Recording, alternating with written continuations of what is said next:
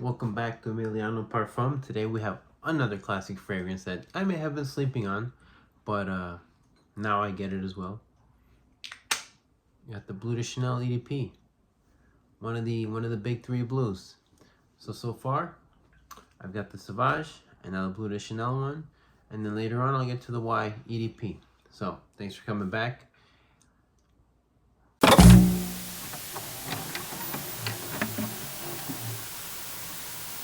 So, this being almost 10 years old, again, I might say I'm a little late, but it doesn't matter because it's one of those really good classics. So, it's a Chanel, it's a 2015, and it's one of the big three blues. It's a beast for the summer. Maybe not in the, performance-wise, but in terms of just the whole build of the scent is a very nice mixture of different scents. So we've got, this is gonna be more of like the spring, summery, maybe spring, fall. Only because I'm able to like look online and read some notes, things such as incense and patchouli, but I don't pick them out as much. So maybe if you do pick them out, you might consider this to be a, maybe not a summer fragrance, but I would. Now, I want to start first with the cap. I really like that it's a magnetic cap. I don't know what's going on now that they just decided, you know what, let's not do that. The atomizer is really well as well. It's really well done. It's almost Dior level atomizer.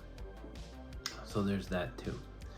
And now, let's just talk about the notes really quick. Like I said, there's things like patchouli and labdanum and incense and amber that I'm not really able to pick up on.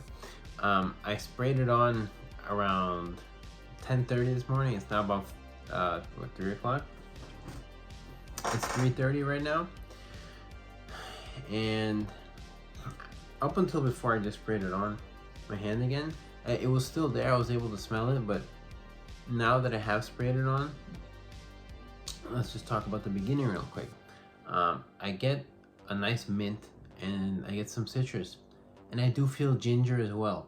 Now let's touch on the mint really fast. Chanel has another fragrance with mint that's also really good and really mass appealing, and that's the Eau Extreme, Allure Homme Extreme. And the mint there, it's a bit different. It mixes somewhat strangely with the creaminess of the tonka bean that this one does not, and the vanilla that it has. This one mixes nice with the citrus without that creamy background, and you get a more true minty feeling than with the other one. And then the citrus is, it's just as good citrus. Maybe it's lemon, maybe it's mandarin. It's really hard to distinguish, but it's there and it's really nice. And then the part that I really like is the ginger, because it's not like ginger, the spicy ginger when you smell it. This is more of like the soft light ginger. So not the tea ginger, but like if you smell the actual like ginger root, like that's what it smells like. It's the nice like smooth ginger. So that's really solid as well, and that's apparently in the mid, along with other things. And then in the bottom, like I said, whatever they do have there, I can't really pick it up. Maybe the sandalwood, but it kind of just smelled like candy after a while. And not to say that that's a bad thing, but it smelled like candy. Something reminiscent of the Versace Dylan Blue. Towards after the 4-hour mark, it has that similar feeling. So there's that. So I went over the weather, and I just went over these notes for you, and I really can't think of anything comparable between Sauvage and this one, other than they're in like a similar realm, but they do things differently. And maybe the citrus is also done different, and then the pepper takes the other one at a different level. It's more similar in terms of the three big blue ones. It's more similar to Y, not including the longevity or the projection, because I think out of the three big ones, this one loses longevity and projection, and not badly, but it does lose. So longevity and projection, you're gonna have, I've had it for about I don't know, let's just say 5 hours. And in those 5 hours, the first 2, it was pretty solid in terms of how the distance it was coming off of me. So I want to say it was maybe about here. And then as the time died down, it kind of just stayed on the skin, but it was still there nonetheless. It's not like it went away. You can still pick it up. Here's that. I wore it in the heat yesterday outside. It didn't really like, you know how when a fragrance evaporates off your skin with the heat on your pulse points, it shoots out. It wasn't really doing that. It kind of just stayed in the general zone and then came back in. Excuse me. It's not like Sauvage where it flies out like that. Occasion, whatever you can wear Sauvage to, you can wear this to. Whatever you can wear YADP to, you can wear this to. If anything, just because it's a little bit less fresh or fruity, or it's a little, it tones down a little bit for whatever Y is going to, YADP. So it's maybe a little more formal. I could see it more like a special occasion fragrance, like if you have EDP Bleu de Chanel and then you have Acqua di Gio Profondo or just regular Y, you would, you know, do those as the dailies and then EDP Chanel as your special occasions, if you really want to think about it in that kind of way. Now the price is pretty similar to the other 2 that I was mentioning, and pretty much any fragrance up here you can see it's a similar price. You know where to get them.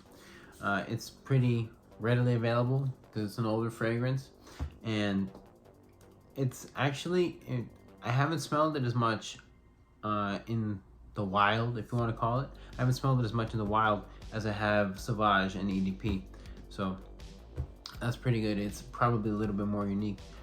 But with that being said, I think this one might be the most unisex out of the 3.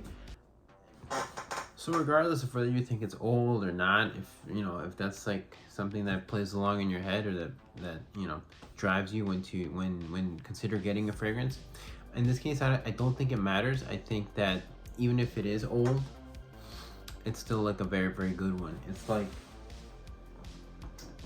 for example, Platinum Egoist, whatever. It's like this. Like this thing is pretty old, but it's still awesome. And just FYI, this one coming soon. So no, I think that's gonna be one of those. It already is. It's already built its legacy into being one of those classic fragrances that for us, you know, it's gonna go up there with like the Acqua di Gios, or you know, probably the Cool Water. Maybe the Cool Water is not like the greatest example, but in terms of like, you're gonna hear about it. I'm certainly gonna tell people. I'm like, hey, if you want something good, give that a go. But yeah, so thanks for coming back. That's the review, Bleu de Chanel EDP. And well, like I said, I gave you a little preview for the next video. That's Platinum Egoist by Chanel. So come back, like, and subscribe. Goodbye.